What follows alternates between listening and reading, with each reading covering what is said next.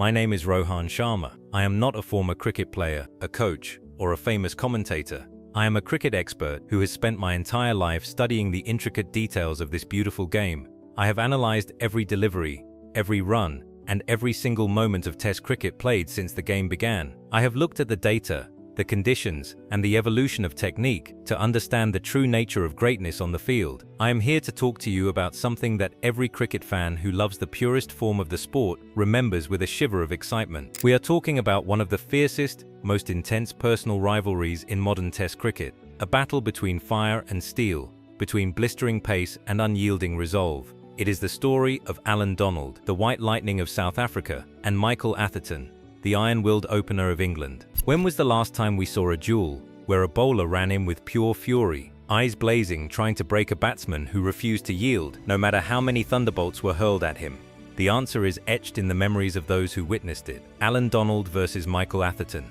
For years, cricket fans have replayed those moments, debating who truly won the war between one of the fastest bowlers ever to grace the game and one of the toughest openers to ever face a new ball. This is not a simple question of who got the better of whom in numbers alone. It is a question of courage, skill, mental fortitude, and the raw drama that makes Test cricket the ultimate test. To compare their rivalry is like watching a heavyweight boxing match, where every punch lands with intent, but neither fighter goes down. In this video, we are going to dive deep into the history, the data, the iconic spells, and the legacy to answer the ultimate question: what made the rivalry between Allan and Michael Atherton one for the ages? Allan's career was a storm of speed and aggression, a force of nature that redefined fast bowling for South Africa after their return to international cricket. He burst onto the scene in the early 1990s, a tall, athletic right-arm paceman from Bloemfontein, with a run-up that built like a freight train and a delivery stride that unleashed hell. Nicknamed White Lightning for his blistering pace and the white zinc cream he wore on his face, Donald did not just bowl, he attacked. He amassed 330 Test wickets at an average of 22.25, with 25 wicket hauls and 3 10-wicket matches. These figures are not just statistics, they are a monument to hostility, accuracy, and relentless pressure over a decade at the top. But the context of those wickets matters. Donald played in an era when fast bowling was at its peak. Think Wasim Akram, Waqar Younis, Curtly Ambrose, Courtney Walsh, Glenn McGrath. Yet Donald stood tall among them, often the spearhead for a South African side hungry to prove itself after isolation. During his prime in the 1990s, pitches could be lively, especially in England and South Africa, with seam and swing available if you hit the right areas. The ball stayed hard longer in those days, and Donald exploited it masterfully. He bowled at speeds touching 95 miles per hour, with vicious bouncers, searing yorkers, and outswingers that left batsmen groping. He was the irresistible force, a bowler who believed every ball could be the one to dismiss you. The burden on Donald was immense. As South Africa's premier quick after readmission, he carried the attack on his shoulders. Every spell was a statement, not just to the opposition, but to a nation reclaiming its place in world cricket. This psychological weight is hard to measure, but it fueled his fire. He was the heartbeat of the bowling unit, bringing aggression and pride. His genius lay not just in pace, but in his ability to sustain that intensity over long spells, adapting to conditions, and never backing down. He set the standard for what a modern fast bowler could be, and his duels with openers like Atherton are chapters in a legend of fast bowling dominance. Now, let us turn our lens to Michael Atherton. He was the immovable object, the epitome of English opening resilience. Atherton, known as Atherton, or Iron Mike, emerged in the late 1980s as a technically sound, mentally tough batsman who thrived under pressure. He played 115 tests, scoring 7,728 runs at an average of 37.69, with 16 centuries and 46 50s. His highest score of 185 not out came in a legendary rearguard effort. These numbers reflect grit, endurance, and a refusal to be intimidated. The context of Atherton's runs is crucial. He opened in an era of ferocious pace attacks, West Indies in their pomp, Australia with McGrath, Pakistan with Wasim and Waqar, South Africa with Donald and Pollock. Pitches in England often assisted seam, and abroad he faced bouncy tracks in the Caribbean and Australia. The data shows batting averages dipped in the 90s as bowlers dominated, with many openers struggling. Yet Atherton averaged over 37 against that quality, often batting for days to save matches or set platforms. He faced constant short-pitch bowling, bodyline tactics at times, and verbal barrages, but he stood tall with a high backlift, solid defense, and a pull shot that countered aggression. The burden on Atherton was different, but no less heavy. As England's captain for much of the 90s, he carried tactical responsibility, media scrutiny, and the weight of a team often in transition. Every time he walked to the crease,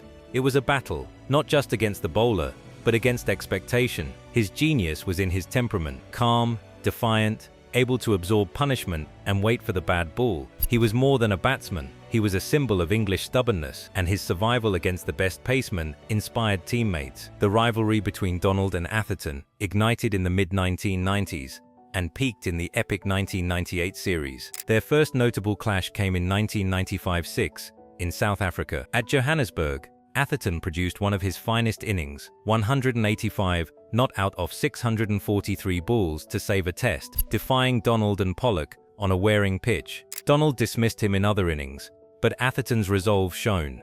The true fireworks exploded in 1998, during South Africa's tour of England, a 5-test series that swung dramatically. Donald was at his peak, taking 33 wickets at 19.78. The standout performer, Atherton, opening and captaining at times, faced him head-on. The iconic moment arrived in the 4th test at Trent Bridge. England needed 247 to win on the final day. Atherton and Mark Butcher put on 145 for the first wicket. When Butcher fell, Atherton was on 27. Then came the spell that defined the rivalry. Donald, bowling round the wicket, unleashed fury. He targeted Atherton's body, ribs, chest, and head with short-pitch thunderbolts at 95 miles per hour. Bouncers whistled past ears, edges flew past slips. The crowd held its breath. In one over, Donald struck Atherton on the glove. Ball looped up, but the umpire did not give caught behind. Atherton stood his ground, later admitting the contact. Donald was furious, but the battle intensified. For 9 overs or more, it was pure theatre. Donald sprinting in, eyes locked. Atherton swaying, hooking, defending with soft hands. Atherton survived, finishing 98 not out,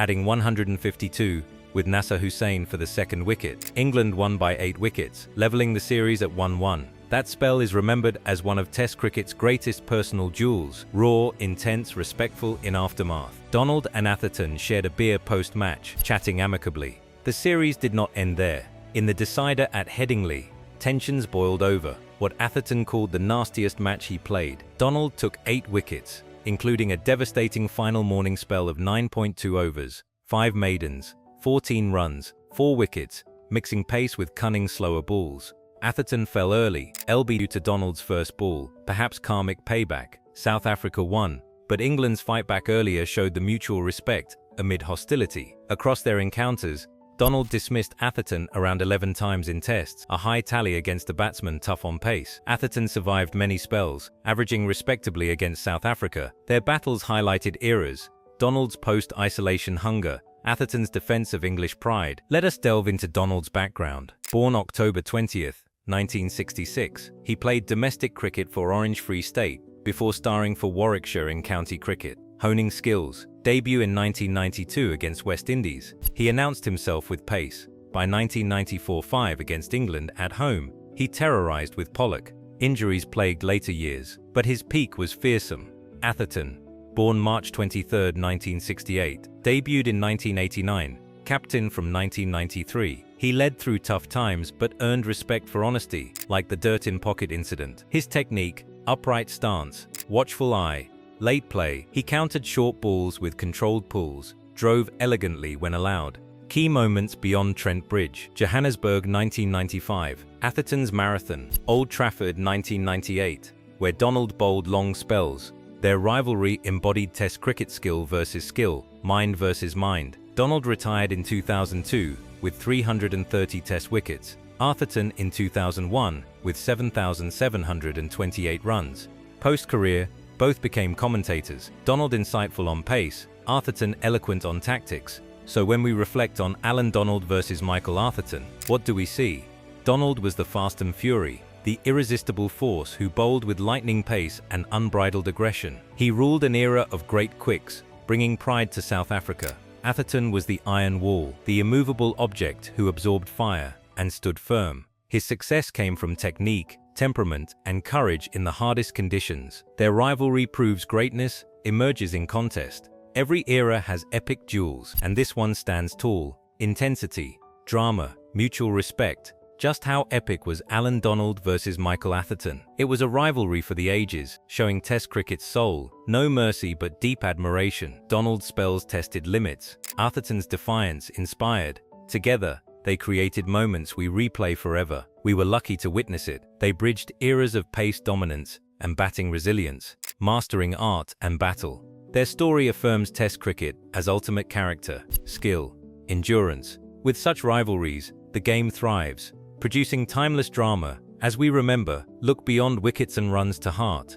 Courage, joy they brought. Records endure, but memories of such battles last. From my studies, this rivalry is truly one of cricket's greatest. Thank you for joining this. Look at a legendary duel. If you enjoyed, like and subscribe. Hit the bell for more. My name is Rohan Sharma. Until next time, keep enjoying cricket, cherish the battles, and believe in its magic.